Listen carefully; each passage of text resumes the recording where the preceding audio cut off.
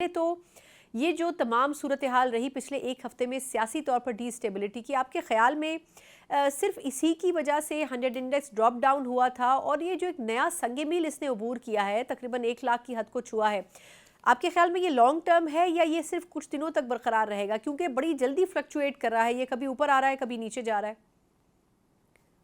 जी, stock market ऊपर नीचे जाती रहती है, यही उसकी नेचर है। लेकिन यकीनन जब जब भी आपके मुल्क में पॉलिटिकल इंस्टेबिलिटी आएगी या कोई बहुत ज़्यादा टेंशन का माहौल होगा या कोई थ्रेट की सिचुएशन होगी तो इन्वेस्टर्स अपना पैसा निकालते हैं। इसके स्टॉक मार्केट इंडेक्स के दो पहलू हैं।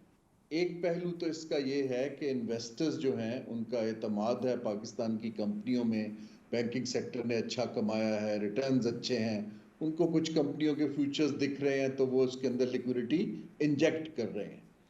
लेकिन ये सेकेंडरी मार्केट है जो उसका दूसरा पहलू है कि ये एक ट्रेडिंग हो रही है, ये मईशत के अंदर नया पैसा नहीं आ रहा। जो मईशत के अंदर नया पैसा आता है जब नई कंपनियां लिस्ट होती हैं, नई कैपिटल फॉर्मेशन की जाती है, तो हमें दोनों का बैलेंस देखना पड़ता है। जहां कुछ लोगों के लिए ये बहुत अच्छा है क्योंकि जो लोग इन्वेस्ट कर रहे हैं पैसा कमा रहे हैं, लेकिन स्टॉक मार्केट से पैसा पुश बटन से निकल जाता है। ये लॉन्ग टर्म कैपिटल या इंडस्ट्रियल इन्वेस्टमेंट नहीं होती। आई वुड आइडियली लाइक कि जहां ये ट्रेडिंग के अंदर बहुत इंडेक्स बढ़ रहा है, इंडेक्स बढ़ता है जब ट्रेडिंग होती है, बहुत से शेयर्स बेचे जाते हैं या खरीदे जाते हैं। लेकिन अगर हमारी कंपनियां अपनी एक्सपेंशन के लिए इंडस्ट्रियल स्टॉक एक्सचेंज से नए शेयर्स इशू करके पैसा रेज कर रही हो, तो वो पैसा जो है जॉब क्रिएशन, एक्सपोर्ट को बढ़ाने के लिए या टेक्नोलॉजी लाने के लिए इस्तेमाल होता है। तो हमें दोनों पहलुओं को देखना चाहिए और स्टॉक मार्केट अलोन किसी भी इकोनॉमी का अच्छाई या बुराई का अशारिया नहीं होता। अच्छा, लेकिन सर इस पे गवर्नमेंट तो बड़ा क्रेडिट ले रही है, चले, लेकिन आपके ख्याल में ये कोई, इससे हम ये अंदाज़ा नहीं लगा सकते कि कितनी बेहतरी आएगी या वाकई कुछ बेहतर सिचुएशन हो रही है। लेकिन अब दूसरा एक पहलू ये भी है कि महंगाई का नंबर भी नीचे आ रहा है, सिंगल डिजिट में आ चुका है, और बाकी जो इकोनॉमिस्ट हैं वो ये बात कर रहे हैं कि हो सकता है कि आने वाले कुछ वक्त में मज़ीद महंगाई में कमी आएगी। तो आपके ख्याल में महंगाई की रफ्तार में कमी आ रही है या वाकई इवेंचुअली महंगाई में भी कमी आ रही है? जी, इन्फ्लेशन तो महंगाई की रफ्तार होती है कि पहले 30-30% बढ़ रही थी, फिर 20 पे आई। अभी भी इन्फ्लेशन बढ़ रही है और ये कोई कीमतें कम नहीं होंगी, लेकिन उनके बढ़ने की शरह जो है अब पहले से बहुत नीचे आ गई है, जो अच्छी बात है। उसकी वजह से शरह सूद नीचे आई है। शरह सूद नीचे आने से अगर तो बैंक्स जो हैं अब हुकूमत की लेंडिंग कुछ कम करें, क्योंकि 70% पैसा हुकूमत को जा रहा है, तो और प्राइवेट सेक्टर को सस्ता लेंड करना शुरू करें। जो मैं अर्ज कर रहा हूं, हमारा चैलेंज ये है कि हमने मईशत को बढ़ाना है ताकि जॉब क्रिएट हो, इकोनॉमिक अपॉर्चुनिटीज आए, हमारी प्रोडक्शन बढ़ सके।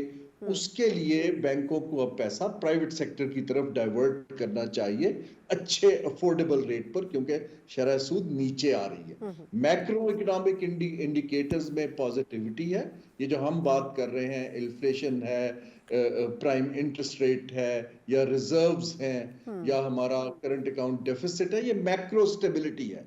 लेकिन आपकी और मेरी और बाकी तबकात की जो डिफरेंट टीयर्स हैं, अगर हमने उनको धारे में लाना है, असल चैलेंज है 100 मिलियन लोग गुर्बत की सतह पे या उसके नीचे हैं। देखे ना, 14% हमारी अनएम्प्लॉयमेंट की शरह के आसपास है।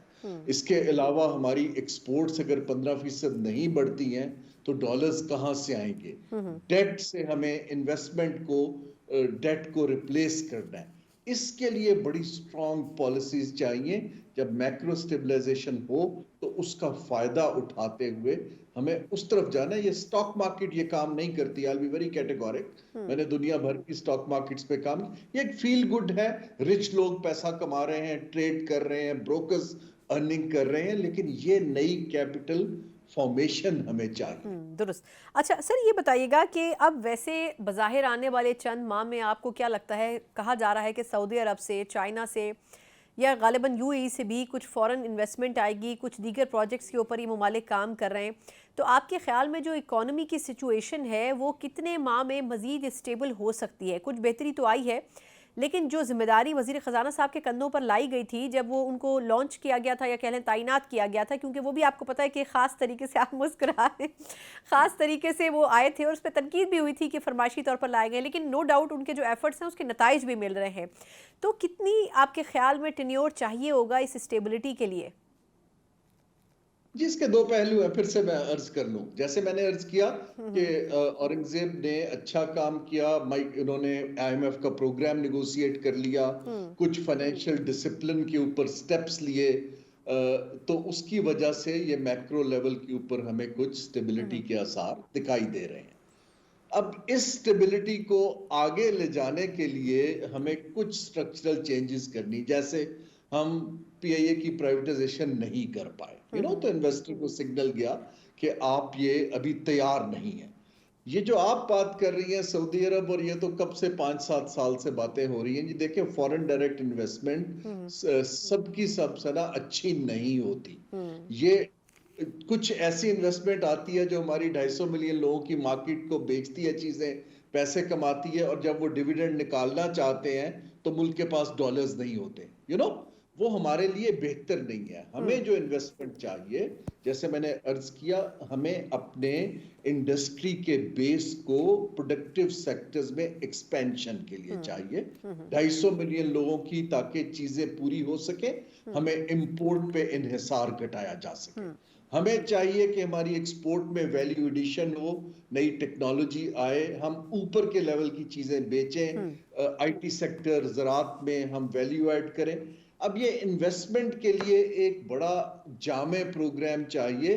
खाली कोई बंदा आके कहता है मैं रेस्टोरेंट खोल देता हूं या मैं कोई चेन स्टोर खोल देता हूं, ये इन्वेस्टमेंट एक्चुअली खतरनाक है, और लोकल इन्वेस्टर का सामने आना इस वक्त बहुत जरूरी है, और उनके लिए इंसेंटिव्स लाने की जरूरत है। लोकल आएंगे तो फॉरेनर्स उनसे पार्टनरशिप। अच्छा, लास्ट फ्यू मिनट्स में हारून साहब, माजरत आपकी बात काट रही हूँ मैं, अगर एक एक पॉइंट और भी चाहूँगी आप कमेंट कर दें क्योंकि वक्त थोड़ा महदूद है। मुझे ये बताइएगा कि जिस तरह आपने बात की है, हुकूमत की तरफ से कहा जा रहा है कि फ़ॉरेन रेमिटेंस भी बढ़ रही है, उसके अलावा फ़ॉरेन रिजर्व्स भी बढ़ रहे हैं, लेकिन आपके ख्याल में जो कर्जे पे कर्जे हम ले रहे हैं मुख्तलिफ बैंकों से इंटरनेशनली, उससे कितना वेट पड़ेगा इकॉनमी के ऊपर भी? और दूसरा, आईएमएफ से जो रकम मिलनी है वो तो बड़ी महदूद है, लेकिन उसके नतीजे में जो शराइत हम फेस कर रहे हैं उससे कितना आपको लगता है कि स्क्वीज डाउन हो सकेगी सूरत हाल? क्योंकि नए टैक्सेस की बात हो रही है, कुछ अच्छे इक़दाम भी हैं कि नए लोगों को टैक्स नेटवर्क में लाने की बात की जा रही है, लेकिन ये तमाम चीज़ें हमें किसी बेहतर सिचुएशन की तरफ लेके जा रही हैं या मज़ीद मसाइल बढ़ सकते हैं?